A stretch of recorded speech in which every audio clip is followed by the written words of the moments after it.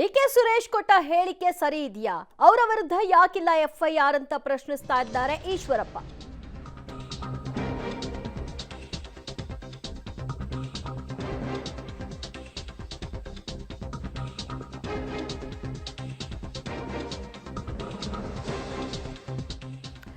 DK Suresh ಅವರ ಹೇಳಿಕೆ ಸರಿ ಇದೆಯಾ? ಡಿಕೆ ಸುರೇಶ್ ಅವರ ವಿರುದ್ಧವೂ ಕೂಡ ಎಫ್ಐಆರ್ ದಾಖಲಾಗಬೇಕು. ಅವರ ವಿರುದ್ಧ ಯಾಕೆ ಎಫ್ಐಆರ್ ಹಾಕ್ತಾ ಇಲ್ಲ ಅಂತ ಪ್ರಶ್ನೆ ಮಾಡಿದ್ದಾರೆ ಈಶ್ವರಪ್ಪ.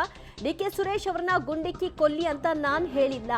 ದೇಶ ವಿಭಜನೆ ಮಾಡುವ ಹೇಳಿಕೆ ಕೊಡುವವರನ್ನ, ರಾಷ್ಟ್ರದ್ರೋಹಿ ಹೇಳಿಕೆಯನ್ನ ಕೊಡುವವರನ್ನ ಗುಂಡಿಕ್ಕಿ ಕೊಲ್ಲುವಂತಹ ಕಾನೂನು ತರಬೇಕು ಅನ್ನೋದು ನನ್ನ ಮಾತಾಗಿತ್ತು ಅಂತ ಈಶ್ವರಪ್ಪ ಹೇಳಿದ್ದಾರೆ. ಸುರೇಶ್ ಅವರು ಹೇಳಿಕೆನ ಸರಿ ಇಲ್ಲ ಅಂತ ನೀವೇ ಸಿದ್ದರಾಮಯ್ಯನವ್ರು ಹೇಳಿದಿರಿ. ಅವ್ರು ಯಾಕೆ ಪೊಲೀಸ್ ನೋಟಿಸ್ ಕೊಟ್ಟಿಲ್ಲ? ಅವ್ರು ಯಾಕೆ ಎಫ್ಐಆರ್ ಹಾಕಿಲ್ಲ ಅವ್ರ ಮೇಲೆ? ನಾನು ಹೇಳಿದ್ದು ಸರಿ ಇಲ್ಲ ಅಂತ ಮಾತ್ರ ಹೇಳ್ತಾ ಇದ್ದೀರಿ.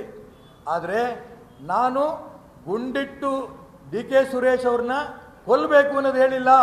ಡಿ ಕೆ ಸುರೇಶ್ ಅಂತ ರಾಷ್ಟ್ರದ್ರೋಹಿಗಳು ದಕ್ಷಿಣ ಭಾರತವನ್ನೇ ಬೇರೆ ರಾಷ್ಟ್ರವಾಗಿ ಕೇಳ್ತೀವಿ ಅಂತ ಹೇಳಂತ ದೇಶದ್ರೋಹಿಗಳ ಬಗ್ಗೆ ಗುಂಡಿಟ್ಟು ಕೊಲ್ಲಂತ ಕಾನೂನನ್ನು ತನ್ನಿ ಅನ್ನೋದನ್ನ ಪ್ರಧಾನಮಂತ್ರಿ ನರೇಂದ್ರ ಮೋದಿ ಅವರಿಗೆ ನಾನು ಮನವಿ ಮಾಡಿದ್ದೇನೆ.